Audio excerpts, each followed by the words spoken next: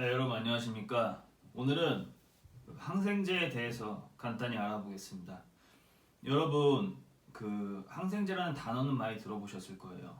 그리고 항생제 어떤 때 많이 찾으시죠? 보통 이제 감기 증상에 항생제 많이 찾으시죠? 그리고 이제 뭐 약간 복통 증상에도 찾으시는 분들이 많이 계실 겁니다. 그런데 이 항생제가 어떤 원리로 그 이제 아픈 증상들을 없애는지 그리고 이 약이 어떤 약인지 정확히 알고 계시는 분들은 드물 거라고 생각을 합니다. 그래서 오늘 이 영상에서 그 항생제에 대해서 좀 그 말씀을 드릴까 해요. 먼저 그 항생제는 그 박테리아에 의한 감염을 치료하기 위한 약입니다. 예, 박테리아에 의한 감염만을 그리고 그 박테리아에 의한 감염을 예방하기 위해서 사용하기도 하는데 근데 아주 극히 그 드문 케이스예요. 그래서 보통은 항생제는 그 박테리아성 감염을 치료하기 위한 목적으로만 사용이 됩니다. 그렇다면은 이 박테리아에 의한 그 박테리아에 의해서 그 나타나는 증상이 아닐 경우에는 이 항생제를 사용하면 안 된다는 것이겠죠. 그러면은 박테리아에 의한 그 감염 외에 그 어떤 감염들이 또 있는지 한번 살펴보겠습니다. 먼저 그 감염은 크게 그 박테리아성 감염, 바이러스성 감염, 곰팡이성 감염, 그리고 프로토조아, 그리고 이제 파라사이트 이 보통 이제 다섯 가지 정도로 얘기를 할 수 있는데 그 중에서 그 오늘 이제 중요한 부분은 박테리아성 감염과 바이러스성 감염입니다.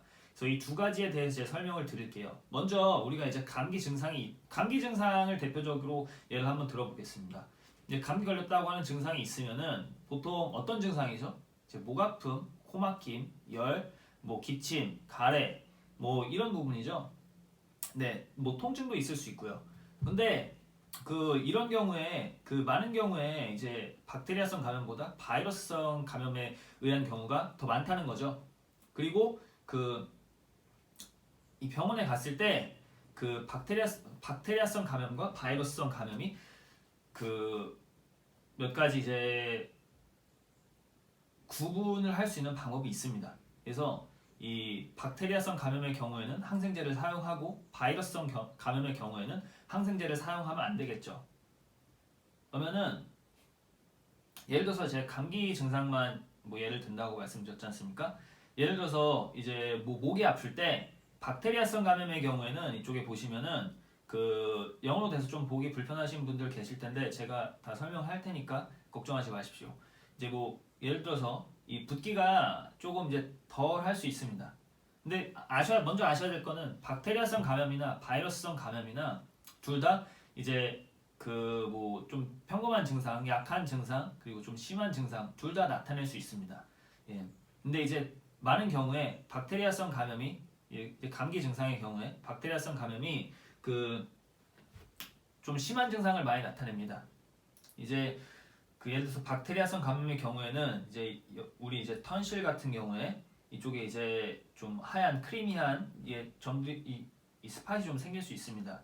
그래서 그 의사가 이제 이비인후과에 이제 아파서 가면은 이제 입 벌려봐라 그래서 아 해봐라 뭐 이럴 때 다 이런 걸 보는 거겠죠. 그리고 그 이런 부분 말고도 좀 긴가민가 할 때는 그 검사하는 방법들이 있습니다. 예를 들어서 뭐 블러드 셀 카운트나 컴플리트 블러드 셀 카운트나 아니면은 이 ESR 뭐 여러 가지 그 바이오 마커들이 있는데 이런 것들을 통해서 바이러스성 감염인지 박테리아성 감염인지 알 수 있고 그리고 뭐 클리니컬한 그 증상들의 뭐 예를 들어서 그 병원에서 이제 직접 이제 그냥 볼 수 있는 그런 증상들이 차이의 경우에는 뭐 예를 들어서 그 가래가 나오는데 이게 좀 이제 노랗거나 그 초록색 그런 가래가 나오면은 이게 박테리아성 감염의 하나의 증상이라고 볼 수 있습니다. 그렇다고 이제 100% 그런 건 아니고요. 그리고 이제 좀 프로덕티브 카프라고 하는데 이제 이렇게 좀 뭔가 기침할 때 이제 가래가 이제 끓어오르는 것 같은 그런 기침. 그건 또 이제 박테리아성 감염의 또 하나의 증상일 수 있는데 이건 역시 100%는 아니고요. 그리고 그 계절마다 유행하는 또 바이러스가 있어요. 그래서 의사 선생님들이 보시면은 다 이 박테리아성 감염인지 바이러스성 감염인지 알 수 있습니다. 그리고 예를 들어서 이 바이러스성 감염의 경우에는 그 굳이 그 바이러스성 이제 감기, 바이러스성 감기의 경우에는 굳이 약을 드실 필요가 없습니다. 그리고 이 바이러스성 감염의 경우에는 백신을 맞아서 이제 예방을 해야 되는 것이지 이미 걸렸다면은 그 소염진통제 같은 거는 좀 드실 수 있겠죠. 근데 이 소염진통제도 부작용이 많이 있기 때문에 그 특별히 좀 심한 증상이 아니라면은 심한 증상이 없다면은 그 약을 드시지 않아도 됩니다. 집에서 푹 쉬시고 그리고 이제 영양 보충 잘 해주시면은 그 증상이 다 가라앉습니다. 그리고 보통 이제 증상 같은 경우에는 한 열흘 내서 2주 정도 가는데 이제 증상이 이제 2주 동안 계속 뭐 엄청 이제 높은 그 이제 아주 심한 증상이 계속 유지되는 게 아니라 점점 이제 가라앉으면서 없어지기 때문에 그 크게 걱정 안 하셔도 됩니다. 그리고 그 이게 만약에 그 검사를 해서 이제 박테리아성 감염인 것 같다 하면은 이제 박테리아성 감염일 경우에 항생제를 써야겠죠. 그런데 그 증상이 심하지 않다면 이 박테리아성 감염의 경우도 항생제를 굳이 사용할 필요가 없습니다. 그 몸이 알아서 그 다 이겨낼 수 있습니다. 근데 이 박테리아성 감염에 대해서 좀 설명을 드릴게요. 이제 박테리아 같은 경우에는 그 이게 박테리아고 이게 바이러스입니다. 여기 제 지금 커서로 제가 이렇게 움직이고 있죠. 이게 박테리아고 이게 바이러스고 구조가 달라요. 그래서 써야 되는 약이 다른 겁니다. 이게 지금 박테리아의 구조인데 이 박테리아는 크게 그 그램 네가티브 박테리아, 그램 파지티브 박테리아로 나눌 수 있습니다. 이쪽 그램 네가티브 박테리아의 경우엔 그 그램 네가티브랑 그 파지티브랑 구분하는 방법이 그 그램 염색을 했을 때 그 염색되는 색깔이 달라요. 그리고 이 왜 염색이 그 다른 색깔로 되냐면은 그 그램 네가티브의 경우에는 그 외벽 구조가 좀 더 복잡합니다. 그램 파지티브에 비해서. 그리고 이 항생제가 그 이 박테리아를 죽이기 위해서는 이 벽을 뚫고 들어가든지 아니면 벽에 어떤 그 나 있는 이제 홀을 통해서 이렇게 침투를 해야 되는데 그게 그램 네가티브의 경우에 좀 복잡합니다. 그래서 그 박테리아의 종류에 따라 사용하는 그 항생제도 달라집니다. 그러면은 먼저 그 예를 들어서 어떤 우리가 박테리아 감염됐을 때 어떤 박테리아인지 또 알아보고 뭐 하는 게 있을 텐데 그럼 뭐 검사 같은 걸 제가 좀 보여드리겠습니다. 예를 들어서 이 박테리아를 이제 배양을 해서 이제 이 박테리아가 어떤 박테리아인지 구분이 가능하고 그리고 예를 들어서 어떤 항생제를 써야지 이 박테리아가 잘 죽나 잘 효과가 있나 볼 때는 이런 검사들을 할 수 있어요. 이게 다 하나하나 하얀 게 이게 항생제입니다. 그리고 여기에 이제 박테리아가 있는 건데 이 중에서 지금 박테리아가 깔끔하게 죽은 게 여기 이쪽이죠. 이제 하얀 게 안 보이죠. 그리고 이거는 거의 그 항생제가 역할을 못했습니다. 이것도 이제 많이 죽었는데 근데 이 좀 남아 있죠. 그래서 이 박테리아에 여기에 있는 박테리아에는 이쪽 항생제가 제일 적격이겠죠. 그 제일 깔끔하게 죽였으니까 이런 식으로 그 박테리아에 따라 선정하는 그 항생제의 기준이 다릅니다. 그리고 항생제의 종류가 다릅니다. 그리고 이게 뭐 간단하게 항생제 종류랑 이제 언제 개발이 됐는지 나와 있는 건데 이 어떤 항생제는 그 박테리아를 죽일 수 있고 뭐 어떤 항생제는 뭐 박테리아의 그 성장을 방해하고 그러니까 다 달라요. 다 다르고 그 어떻게 그 항생제에 어떻게 그 박테리아에 침투하는지 이런 것도 다 다릅니다. 그리고 이제 박테리아도 내성을 갖게 돼서 이제 진화를 하고 있기 때문에 이제 우리도 이제 항생제를 계속 새로운 걸 또 개발을 하는 거겠죠. 예. 그러니까 이제 항생제라는 게 그냥 한 개 뭐 항생제 어떤 약 그게 아닙니다. 항생제 종류가 엄청나게 많습니다. 예. 그리고 이 다음으로 말씀드릴 게 그 항생제의 부작용에 대해서 좀 말씀을 드려볼게요. 항생제 부작용이 엄청 많지만 제가 오늘 여기서 말씀드릴 거는 그 영국 그 여기 국가보건기구, 영국 국가보건기구 그 내셔널 헬스 서비스에서 그 포스트를 한 게 있어요. 예, 10명 중에 1명꼴로 나타나는 그 항생제 부작용. 그 부분만 제가 언급을 하겠습니다. 그러니까 먼저 이제 그 구토, 설사, 메스꺼움, 복통, 소화불량, 복부 팽만, 식욕 감소 이 정도가 10명 중에 이제 1명꼴로 나오는 겁니다. 그리고 이제 스킨 래쉬라고 해가지고 좀 빨간 게 막 일어나고 막 빨간 반점 같은 거 생기고 그런 게 막 있을 수 있어요. 그리고 그 어떤 분들은 그 항생제에 알러지 반응을 일으키는 분들도 계십니다. 그래서 이제 그런 경우에는 항생제 드시지 그 알러지 반응을 유발하는 항생제는 드시지 말아야 되고요. 그리고 그 다음으로 말씀드릴 건 제 이제 소염진통제에 대해서 한번 말씀을 좀 드려볼게요. 여러분 그 소염진통제에 그 예를 들어서 뭐 이부프로펜 뭐 이런 거 감기약 뭐 선전하는 것들 그 처방전 없이 구입 가능한 것들 이제 그런 것들이 소염진통제입니다. 예, 그 이제 비스테로이드 계열 소염진통제. 그러니까 영어로 이제 NSAIDs라고 하는데 그 논스테로이달 안티 인플라메이토리 드럭스 이 약자입니다.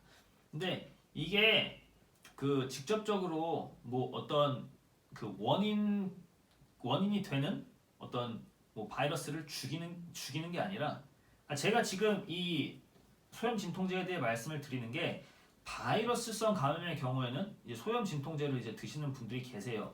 그리고 그냥 뭐 감기 증상이 기본적으로 그냥 있을 때 소염 진통제부터 먼저 드시는 분들이 계시고 근데 이 소염 진통제를 드실 때 좀 이제 경각심을 가지셨으면 합니다. 이게 부작용이 좀 많이 있기 때문에 그 부작용에 대해서 좀 설명을 드리려고 해요. 그리고 일단 이 소염 진통제는 원인을 치료하는 게 아닙니다. 그냥 염증을 이제 좀 가라앉히는 거예요. 그리고 이제 먼저 여기 나와 있는 대로 이제 뭐 5가지 정도 이거 제 인터넷에서 구글에서 캡처한 겁니다. 이게 뭐 5가지 뭐 헐트 페일리어 이제 심장에 이제 그 문제가 생길 수 있어요. 예. 그리고 그 여기 소화기 쪽에 그 여기 특히 위쪽에 그 염증이 생길 수 있고 그리고 심하면 피도 날 수 있습니다. 예. 그리고 그 신장에도 안 좋을 수 있어요. 키드니 페일로라고 해서 여기 뭐 극단적 예인데 여기 뭐 헐트 페일로 뭐 이 극단적인 예인데 그러니까 이렇게 정말 극단적인 경우는 조금 좀 희귀한 경우니까 그 조금 쉽게 유발될 수 있는 부작용들만 말씀을 드리겠습니다. 그리고 알러지 반응도 일어날 수 있고 이게 이 소염진통제가 천식을 유발할 수도 있습니다. 그러니까 이 천식이 뭐 계속 지속되는 천식이 아니고 소염진통제 먹는 동안 뭐 천식이 발생할 수도 있어요. 그리고 그 뭐 당연히 뭐 어린이나 뭐 10대한테는 뭐 당연히 더 안 좋겠죠 성인보다. 그리고 이 고혈압을 또 유발할 수가 있습니다. 이제 그 소염진통제 같은 거 이제 자주 드시는 분들 계시는데 뭐 아플 때마다 근데 이게 이제 여러 해가 이제 지나가지고 세월이 진짜 많이 지나서 한 해에도 이제 여러 번씩 이제 이런 소염진통제를 드시다 보면은 나중에 이게 쌓여서 이게 특히 소화기관에 좀 많이 안 좋을 수 있습니다. 위 같은데 예. 그러니까 그 조심해서 경각심을 가지고 드셨으면 합니다. 그리고 이게 소염 진통제가 어떻게 작용하는지 나와 있는 건데 이게 뭐 콕스1, 콕스2 이렇게 그 작용하는 그 기전이 있습니다. 이거를 제가 그 다음에 따로 그 영상을 만들어서 올리겠습니다. 이 부분에 대해서 궁금하신 분들이 많을 것 같은데 제가 이 부분을 또 다 설명을 드리면은 이게 영상 시간이 너무 길어질 것 같아서 일단 살짝 보여드리기만 하겠습니다. 아까 보여드렸다시피 여기 소화기 그리고 여기 신장 쪽에 안 좋을 수 있고요. 예. 이제 이거 준비했던 건 아까 그 안티바이오틱스의 그 항생제의 부작용에 대해서 설명을 드리려고 준비한 사진입니다. 그리고 이거는 그 박테리아성 그 감염과 바이러스성 감염의 이제 차이. 이게 영어로 나살 사이너스라고 하는데 우리 여기 보면 얼굴에 보면은 이렇게 빈 공간이 이렇게 있어요. 안에 뼈에 이게 나살 사이너스라고 하고 한국어로 이제 부비동이라고 할 거예요. 부비동에 이제 고름이 이렇게 차 올라갑니다. 이게 보통 이제 충농증이라고 하는 증상들이 이제 여기에 이제 고름이 많이 좀 그 만성적으로 차서 이게 고름이 다 안 비워내지는 경우를 이제 많이 그 지칭을 하죠. 근데 박테리아성 감염의 경우 이렇게 고름이 그냥 찰 수 있습니다. 이게 만성적으로 안 되고 그냥 뭐 2주 안에 끝날 수 있어요. 그렇게 그 만성적이지 않은 경우가 대부분입니다. 예. 그리고 뭐 이거는 제가 준비했던 건 사진인데 그 마지막으로 좀 설명드려야 될 게 있어서 준비를 했습니다. 그러면은 왜 그 사람들이 그 아플 때 특히나 이제 감기 증상이나 뭐 설사 증상 이런 증상에 왜 항생제를 많이 찾게 되느냐 이거를 그 말씀을 드리려고 하는데 이제 긴 세월 동안 쌓인 오해 때문에 그런 것 같습니다. 먼저 그 여기 이 바이러스성 감염의 그 이 진행 과정, 뭐 날짜별 이제 뭐 진행 과정을 좀 이렇게 그래프로 나타낸 건데 이게 온셋이 보통 이제 한 이틀에서 3일째 이때가 이제 그 제일 이제 증상이 심하고 그 이후부터는 이제 증상이 좀 완화되기 시작해서 이제 없어집니다. 예. 그러니까 그 처음에 환자분들이 이제 아프실 때 감기 관련 뭐 증상들이나 뭐 복통 뭐 그런 증상이 걸렸을 때 첫째 날 예를 들어서 아 이제 좀 아프네 뭐 이제 감기 좀 걸렸나 뭐 이런 생각을 할 겁니다. 그리고 이제 두 번째로 이제 이튿날째 좀 증상이 조금 더 심해지고 이제 열도 나기 시작하면은 이제 아 좀 안 좋네 나 약을 먹어야 되나 병원 가야 되나 이러다가 그 뭐 소염진 통제 한번 먹을 수도 있고 뭐 안 먹을 수도 있고 그러다가 이제 이틀째 때 오후나 저녁쯤에 이제 병원에 갑니다. 가서 저 열이 좀 심하게 나고 어제부터 아파서 좀 이 병원에 왔습니다. 그리고 좀 빨리 나섰으면 좋겠습니다. 내일 또 일도 가야 되고 뭐 학교도 가야 되고 뭐 이렇게 뭐 스케줄이 있어서 그럼 이제 뭐 항생제 좀 처방해 주세요. 뭐 어디서 뭐 들은 게 있으니까 뭐 항생제 먹으면은 금방 낫는다 뭐 이런 들은 게 있으니까 그렇게 말을 하는 겁니다. 그러면은 의사 선생님이 뭐 이렇게 친절하게 뭐 이거는 뭐 항생제 먹을 증상이 아니다 뭐 박테리아성 감염이 아니고 바이러스성 감염이다 뭐 이렇게 친절하게 다 설명을 해 주실 수도 있는데 뭐 그냥 환자분이 원하니까 그 이렇게 항생제를 그냥 처방해 주시는 경우도 있으실 거예요.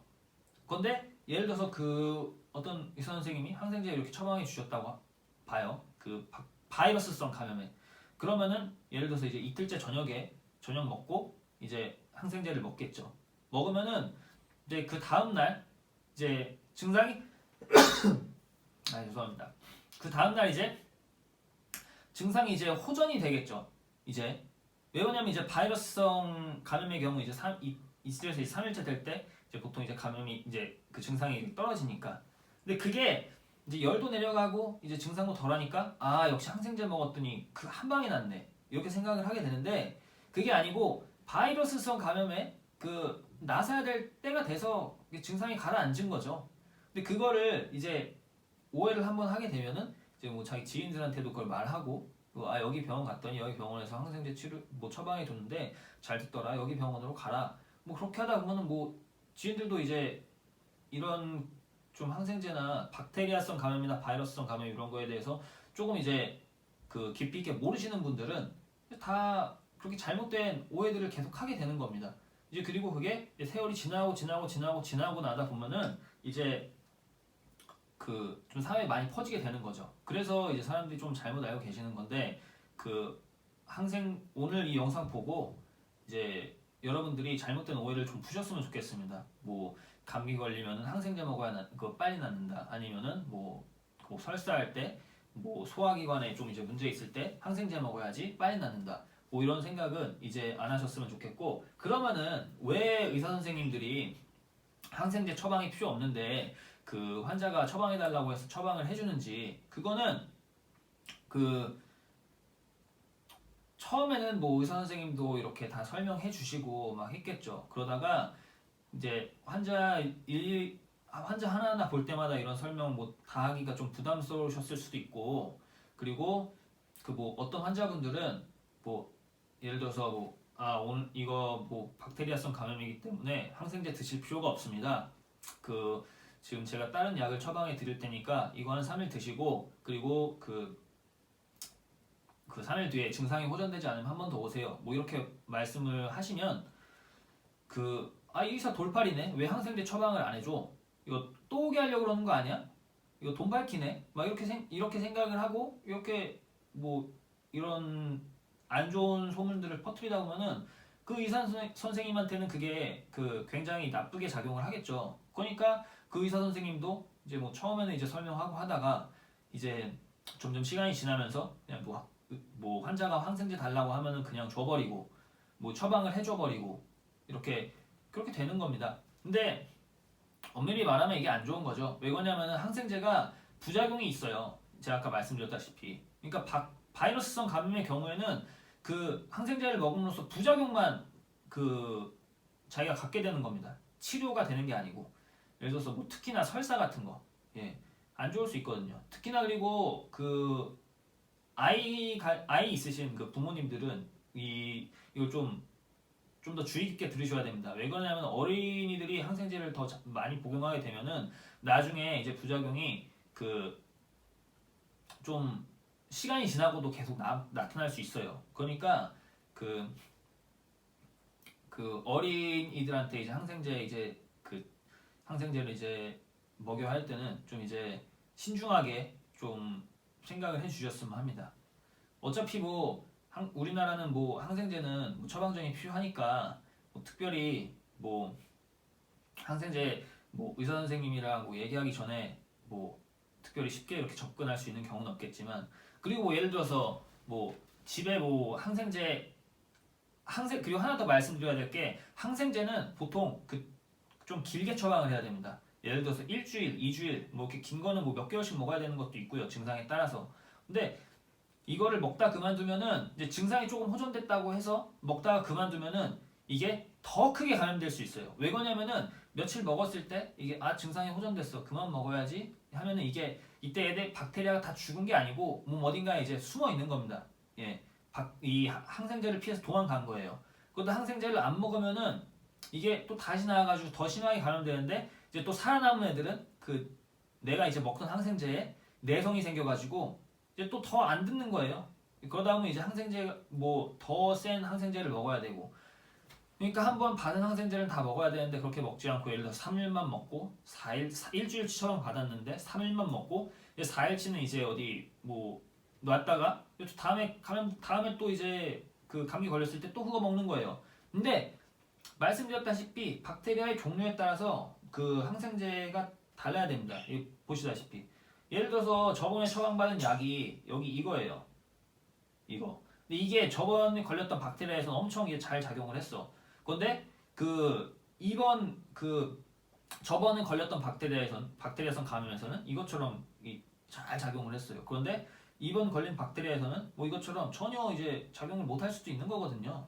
그러니까 엄하게 얕은 지식으로 그렇게 약에 대한 접근을 하다 보면은 몸을 망칠 수 있습니다. 그러니까 여러분들 항상 증상이 좀 너무 심하지 않을 때는 약을 안 드셔도 되고, 증상이 좀 심하다 싶으시면은 전문의와 항상 상담을 하시고, 그리고 전문의를 신뢰를 하세요. 그분들 다 많이 하시고 충분히 여러분들한테 이제 여러분들 진료할 만큼 다 자격이 월등히 되시는 분들이기 때문에 의심을 갖거나 그러지 마십시오. 그리고 제가 댓글 달아주시면은 예를 들어서 더 알고 싶으신 부분이 있으시면은 댓글을 좀 달아주십시오.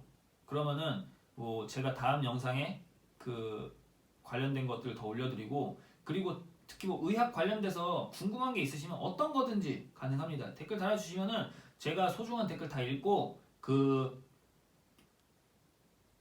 제가 관련된 영상을 바로 다음이 아니라도 그 언젠가 이제 만들어 드리겠습니다. 그 짧은 시일 내에. 그리고 제가 그 앞으로 네 개의 시리즈를 처음부터 이제 기획을 했어요. 첫 번째가 이제 항생제고 이제 두 번째, 세 번째, 네 번째 이거 다 제목을 붙였는데 근데 이게 조금 제 선정적인 제목이에요. 제가 좀 그 이제 시청자들을 이제 많이 시청자들의 관심을 많이 받고 싶다 보니까 이 영상에 좀 선정적인 주제를 설정을 했는데 이거는 제가 그 추후에 다음 영상 찍으면서 다 말씀을 드리겠습니다. 그러면은 오늘 영상 봐주셔서 감사하고 그 다음에 또 찾아뵙겠습니다. 감사합니다.